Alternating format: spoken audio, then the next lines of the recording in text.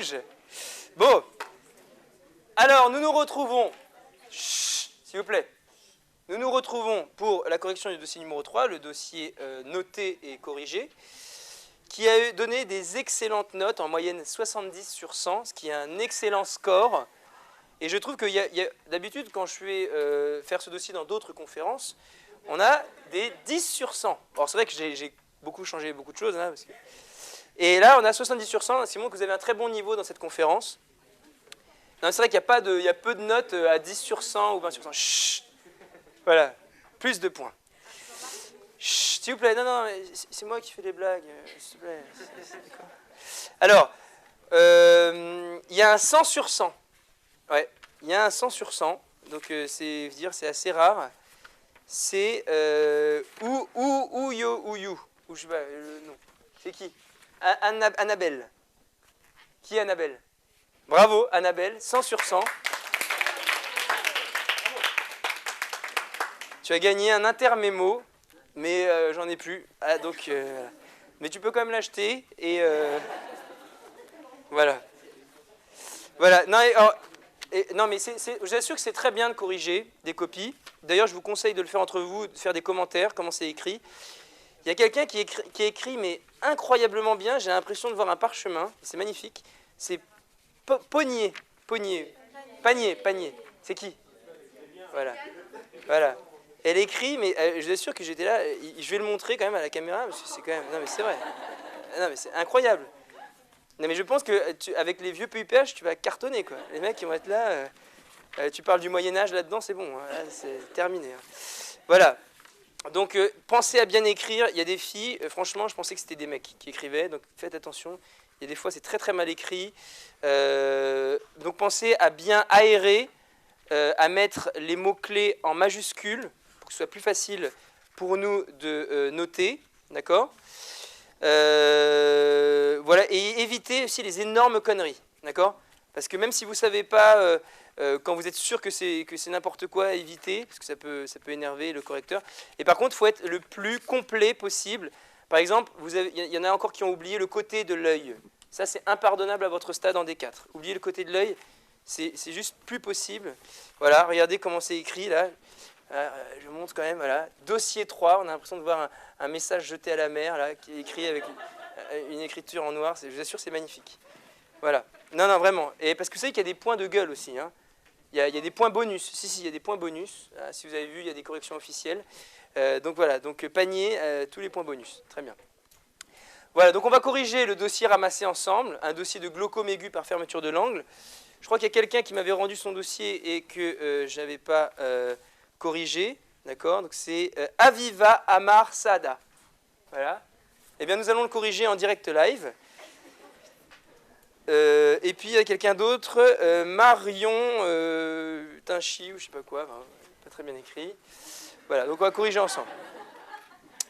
Alors, dossier numéro 1, quel diagnostic le plus probable? Donc, Aviva a écrit glaucome aigu par fermeture de l'angle irido-cornéen de l'œil gauche. Donc, c'est très bien. Ça veut dire que déjà, elle a 10 points. Je vous demandais, donc là c'était évident, il y avait tous les signes du GFA. Tous les signes étaient là. Ensuite, quels sont les diagnostics différentiels? Les diagnostics différentiels, c'est les autres causes de œil rouge douloureux avec baisse d'acuité visuelle. On en a vu, il y en a 3 principalement. C'est le glaucome aigu par fermeture de l'angle, l'uvéite antérieure et la kératite. Voilà, donc j'ai mis uvéite antérieure parce que ça va tomber cette année. Voilà. Et également, Aviva l'a marqué et elle a bien écrit, c'est très bien. 10 points, bien écrit, très bien. Voilà, magnifique. Voilà. Aviva, comme ça, si tes parents le voient, ils seront très fiers de toi.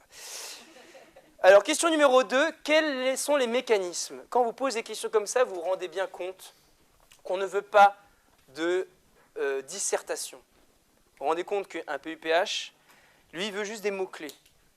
Donc quand vous commencez à raconter un roman, certes intéressant, en disant « Oui, alors, l'humeur aqueuse, elle part du corps ciliaire, elle va rejoindre les montagnes, et puis ensuite, il y a l'iris qui va se coller face à Gollum, et dans la cornée, et puis ça va ensuite faire très mal, et puis ça ne sert à rien. » D'accord ? Tous ces récits épiques, on les a adorés, comme ça. Mais votre concierge aimerait, mais ça rapporte 0 point. Donc ne parlez qu'en termes techniques, en vocabulaire, en mots-clés. Donc les histoires, la poésie, tout ça c'est bien après la conf, mais là on veut des mots précis. Et dans le mécanisme du GFA, c'est dans tous les bouquins, il y a 2 mots qui sont importants, c'est blocage blocage pupillaire et blocage prétrabéculaire. D'accord? C'est tout ce qui compte. Le reste, là, ça vaut 0. Voilà. Alors Aviva, elle avait écrit « Il s'agit d'un défaut de résorption de l'humeur aqueuse vers la chambre antérieure par le trabéculum dans le canal de Schlemm, soit par blocage au niveau du trabéculum, soit par défaut de résorption des procès ciliaires, entraînant une fermeture de l'angle irido-cornéen et une hypertonie intraoculaire pouvant aller jusqu'à la cécité. » C'est un très beau texte, vraiment. Mais malheureusement, tu as compris qu'il n'y a rien dedans comme mot-clé. Donc c'est 0. D'accord? Vous avez compris ou pas? C'est vrai que c'est dur, hein. C'est dur de dire ça. C'est pas du tout pour t'humilier, mais c'est pour faire comprendre qu'il faut sortir ces mots-là. D'accord? Qu'est-ce qu'il y a? Tu me fais ça? Ah, d'accord. Alors, blocage pupillaire, ça veut dire que l'iris va se coller au cristallin et sera bloqué dans ses mouvements par la grosseur du cristallin, et que l'humeur aqueuse qui est derrière va pousser l'iris et va la repousser contre la cornée, et on n'aura plus accès au trabéculum pour pouvoir partir. Pour s'évacuer, l'humeur aqueuse sera bloquée. Donc c'est le blocage pupillaire et ensuite un blocage prétrabéculaire, ce qui fait qu'il n'y a plus accès au trabéculum pour évacuer l'humeur aqueuse. Voilà, ça c'est la traduction en termes de concierge. Facteur déclenchant, c'est une mydriase, c'est ça le mot-clé, mydriase. Pourquoi?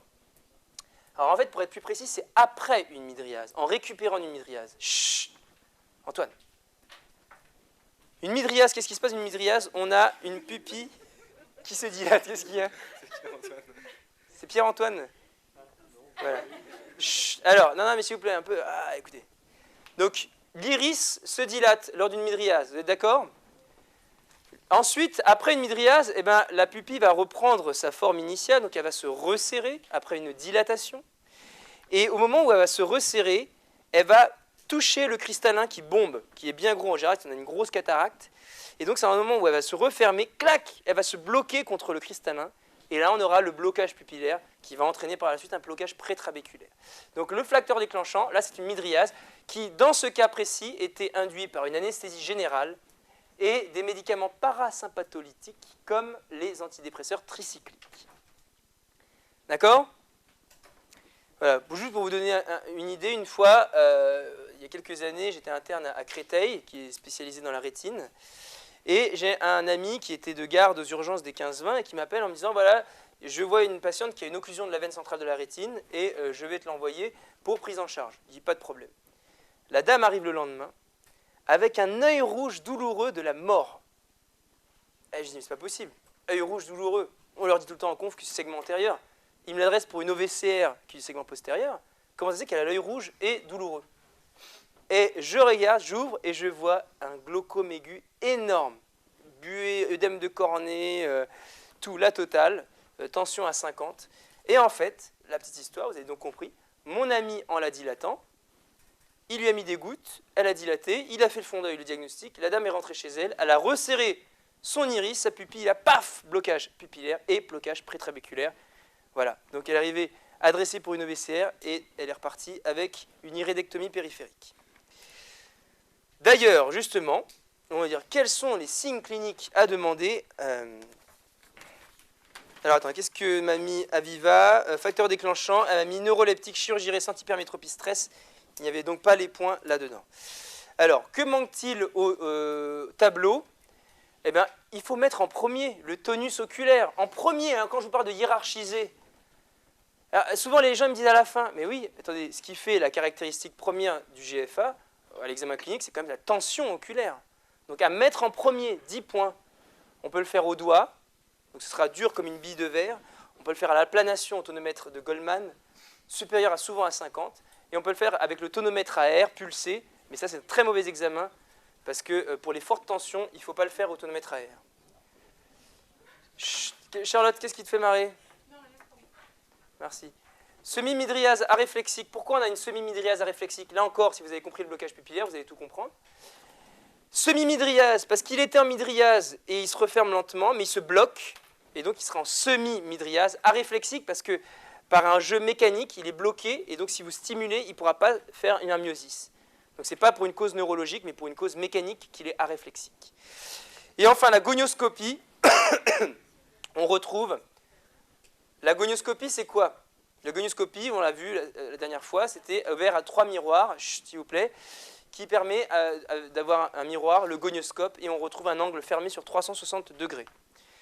Voilà, et donc on voit, qu'est-ce qu'elle nous a écrit, Aviva, il manque à l'examen prise de tonus oculaire, mais il fallait l'écrire en premier, elle l'a écrit presque à la fin, mais c'est écrit, c'est bien. Question numéro 4. Question numéro 4. C'est une urgence thérapeutique. Hospitalisation en service d'ophtalmologie. C'est, on va dire, la seule urgence à hospitaliser tout de suite dès qu'on la voit. Donc c'est pour ça qu'il faut le savoir. Même si vous ne faites pas ophtalmo, le GFA, c'est une urgence.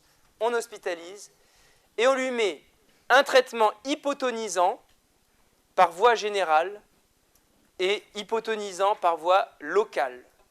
Si vous aviez mis ça, il y avait 10 points, 10 points, 10 points. Pas très difficile, d'accord? Alors le traitement hypotonisant par voie générale, c'est le Diamox, qui est un inhibiteur de l'anhydrase carbonique. Simon, est-ce que tu veux un mouchoir? Allez, quelqu'un, un mouchoir pour Simon. Je vois le pauvre, il renifle comme ça, accroché à sa caméra.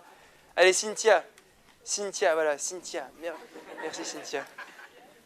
Cynthia, est-ce que tu préfères que ce soit... Simon, tu préfères que ce soit Cynthia qui te l'amène, peut-être? Voilà. Vous savez, c'est pas facile d'être conférencier. Il faut être à l'écoute de tout. Aussi bien des étudiants du devant, du fond, et même du caméraman. L'important, c'est toujours être vigilant.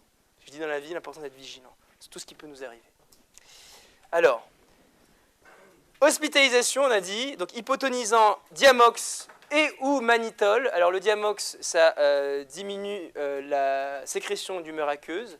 Et le mannitol, c'est un soluté hypertonique osmotique. Ça entraîne une déshydratation du vitré par un appel osmotique.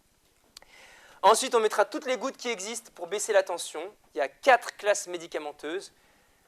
Bêta-bloquant, analogue de prostaglandine, alpha-2 adrénergique, acétazolamide et pilocarpine dans l'œil adelphe. Donc pilocarpine, c'est un myotique, c'est pour entraîner un myosis, pour qu'il ne se mette pas en midriase, dans l'autre œil et dans l'œil atteint quand il aura une tension normale. Et ensuite, surveillance.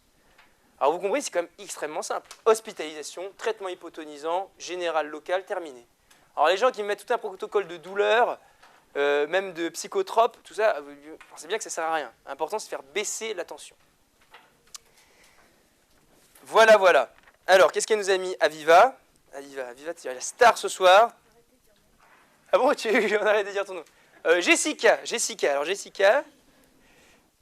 Non, mais t'inquiète pas, tu n'auras pas de... Alors, elle a mis hospitalisation, 10 points.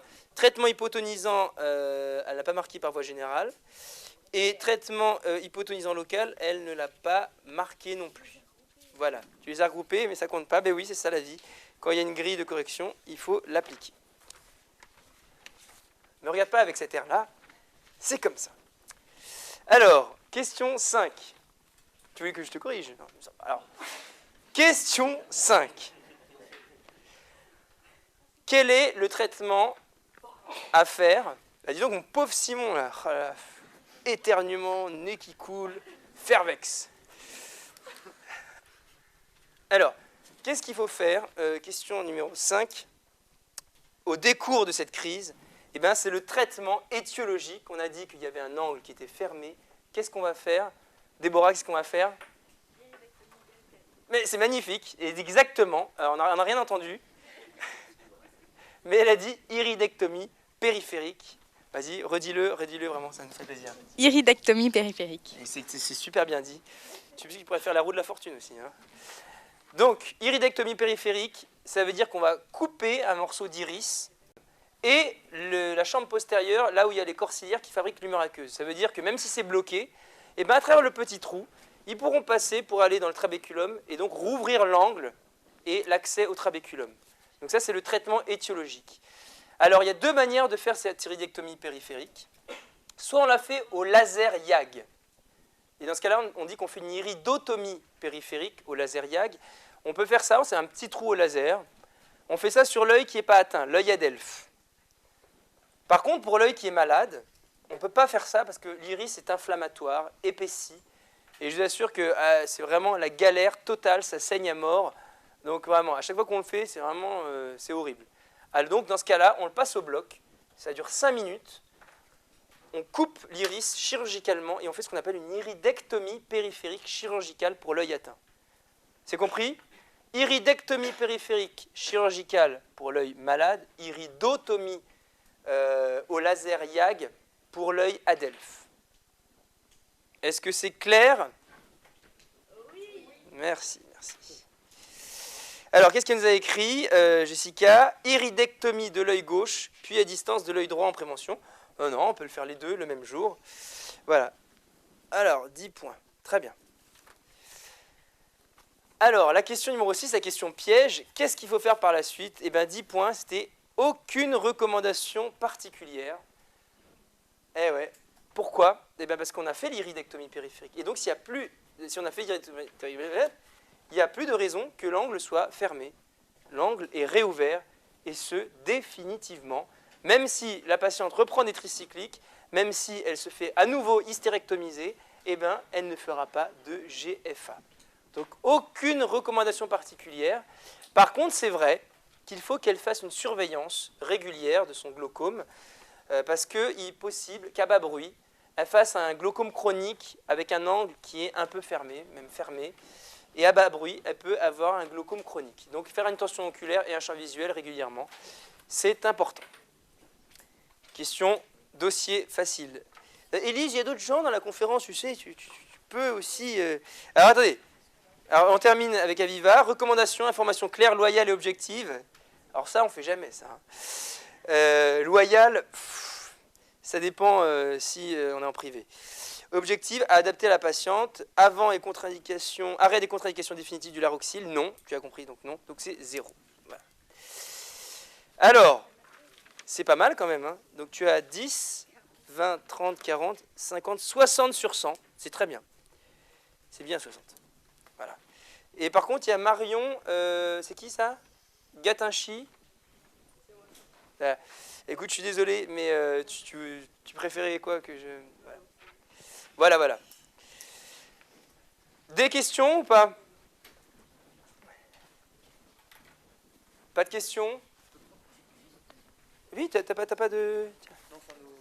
Ah, de quoi? Tout à l'heure. C'est la bonne surprise pour la fin. Alors, des questions? Non. Une autre question? Ah, c'est vrai ça? Non, mais c'est bien vrai. Chut, on recommence. Attends, chut. Ah, chut. Une question? Non, mais c'est pour le montage. Comment t'appelles-tu? Déborah. Bonjour Déborah. Alors, quelle est ta question? Est-ce qu'on arrête le Laroxyl à la phase aiguë? Non, bien sûr que non. D'autres questions? Non? Parfait. Il est déjà 10 heures. Enfin, chez nous. Non, mais je ne sais pas trop comment faire, parce que vous savez, quand ils enregistrent ces émissions, c'est toujours en différé. Et même quand c'est le 31 au soir, il faut « Ah, bonne année !» et tout, alors qu'il est déjà le 22 décembre. Donc là, je ne sais pas à quelle heure ça va passer, parce que il est 10 heures, ça se trouve, ce n'est pas du tout le cas, quoi. Donc, il ne faut pas que je dise des trucs comme ça. Et quand je dis mardi, eux, mardi, c'est pas mardi qu'ils avaient la première con. Non, mais c'est pas facile, hein, c'est pas facile.